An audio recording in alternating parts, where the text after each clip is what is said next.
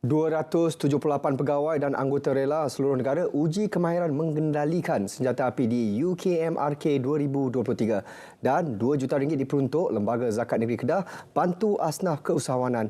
Perinciannya kita langsung bersama Siti Zaidah Osman di Alustar. Silakan.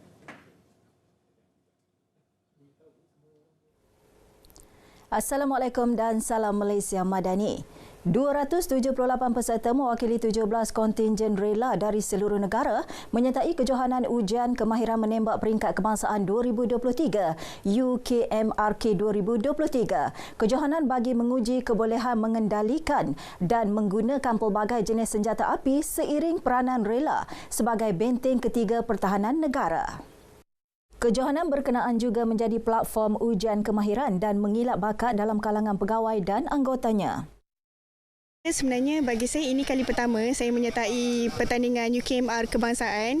Jadi ini satu pengalaman yang sangat besar dan faedah yang kami dapat sangat banyak, lebih-lebih lagi dalam penggunaan dan pengendalian senjata M16, shotgun dan juga pistol.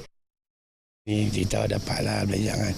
Macam ni ada tim jemputan kita daripada tentera TN, kita daripada boleh belajar daripada segi kendalian senjata daripada tu yang lebih mantap kan lagi kan untuk kita bawa ke masa depan kan. Pada saya macam rela ni pun sebelum ni zaman komunis dulu kita pun digunakan untuk jaga keselamatan kampung. So saya rasa macam sekarang ni mungkin kita boleh perluaskan lagi. Maksud saya daripada segi bantuan kepada agensi-agensi keselamatan lain sebab kami berada di merata tempat dan boleh dipanggil pada bila-bila masa. Kontingen Rela Perak mengungguli acara dengan kutipan 8 emas, 4 perak dan 4 gangsa. Kategori jaguh relawan, jaguh relawati dan jaguh pegawai masing-masing dimenangi Muhammad Hasnan Saleh dari Kelantan, Hilma Zaidah Mat Isa dari Perak dan Zamilan Zakaria dari Kelantan. Sebanyak RM2 juta diperuntuk Lembaga Zakat Negeri Kedah LZNK bagi skim agihan jaya diri bagi membantu asnaf terlibat keusahawanan. Ketua Pegawai Agihannya Muhammad Suhaidi Saad berkata daripada jumlah itu RM1.2 juta telah diagihkan kepada penerima. Ia melibatkan latihan kemahiran dan sumber kewangan memulakan perniagaan kepada 200 asnaf dan bantuan barangan seperti mesin kepada 92 asnaf. Bagi usahawan asnaf khususnya lah supaya dapat menjalankan perniagaan, dapat menjalankan perniagaan-perniagaan yang di Lembaga Zakat berikan barang, mesin. Sebab apa? Iaitu semua mesin yang diberikan itu merupakan satu amanah daripada pembayar zakat supaya sama-sama kita melihat bahawa penerima zakat ini dapat berubah daripada kelompok kemiskinan, fakir dan kemiskinan kepada satu kelompok yang lebih berjaya.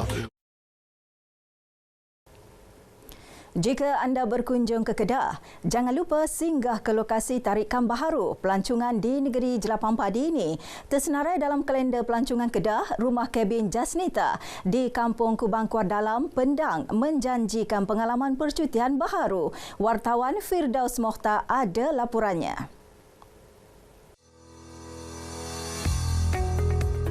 Suasana mendamaikan dan mempesonakan, itu pengalaman yang boleh dikongsi jika berkunjung dan menginap di sini.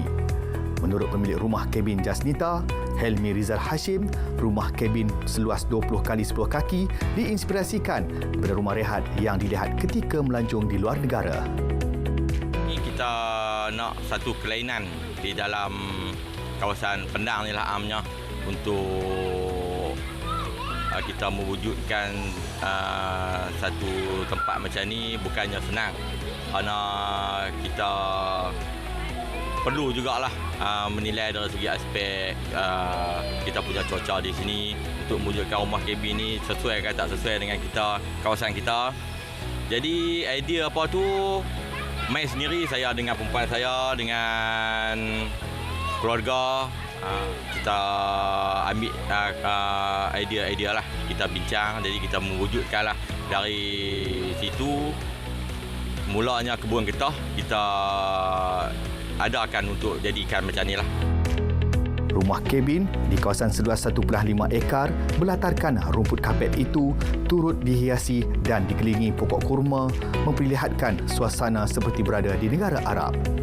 Selain itu, replika kapal dan kolam mandi yang mengelilingi rumah kabin tersebut turut menjadi tarikan utama. Baiklah saudara, laporan itu tadi mengakhiri bahan berita dari negeri Jelapang Padi Kedah.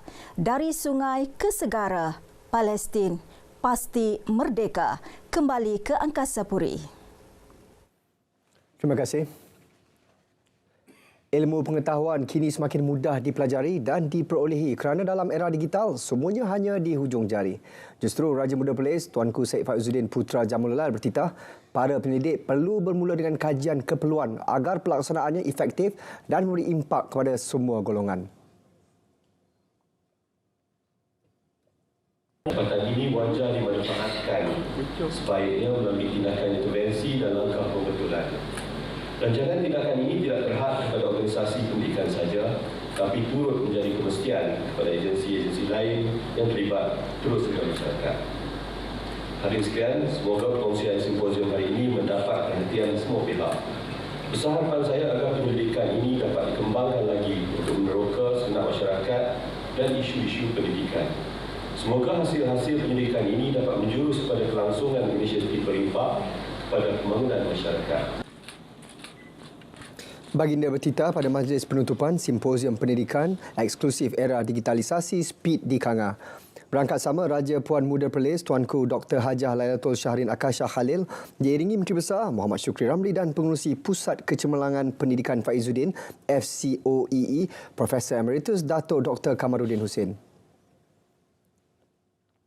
Dalam pada itu, 45 geran pendidikan berjumlah RM1.5 juta disediakan Pusat Kecemerlangan Pendidikan Faizuddin FCOEE Perlis. Dana ditawar buat pendidikan yang memberi fokus kepada golongan asnaf di negeri itu.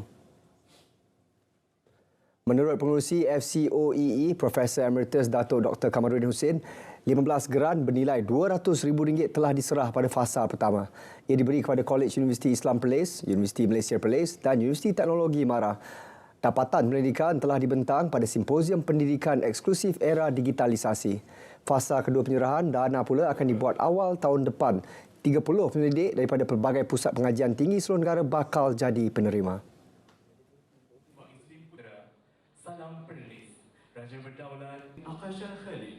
Dengan adanya data-data yang konkret, yang data-data yang boleh menjadi yang berkualiti ini, kita dapat membangunkan asnaf ini bukan saja dari segi saya rasa ataupun saya fikir, tetapi berlandaskan kepada penyelidikan yang kita laksanakan dapat menghasilkan data-data yang berkualiti dalam membangunkan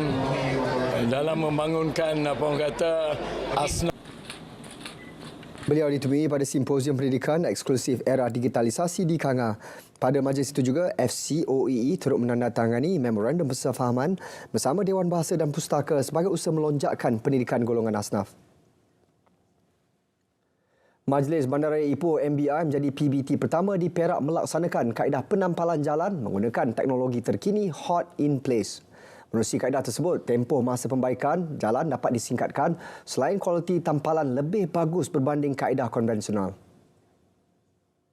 Datuk Bandar Ipoh, Datuk Rumaizi Baharin berkata kaedah itu menggunakan jentera secara pakej iaitu dalam kenderaan yang sama meliputi peralatan pemanasan, pengorekan, proses penyediaan bitumen, asfalt dan jentera pemadatan.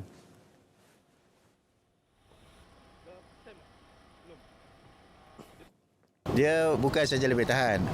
Dengan menggunakan kaedah ni, kita recycle balik batu ni.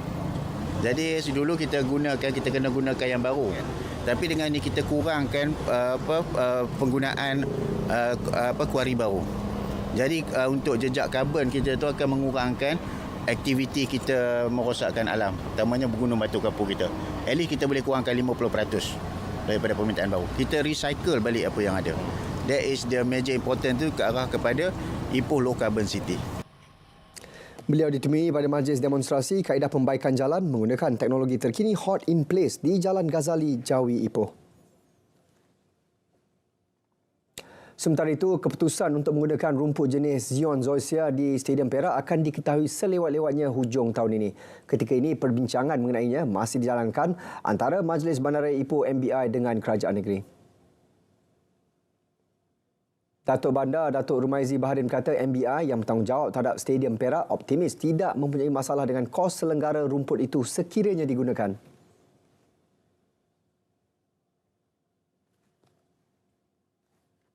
Kalau kita main dalam tahun depan, kalau dia perlukan rest untuk 6 bulan ke 8 bulan, player Perak nanti nak main di mana? Kemudahan kan. Pasal tim Perak ni kalau tak ada stadium di Ipoh, kita tak ada stadium yang besar lagi. Jadi banyak benda-benda yang betul lah. Isu pentadbiran.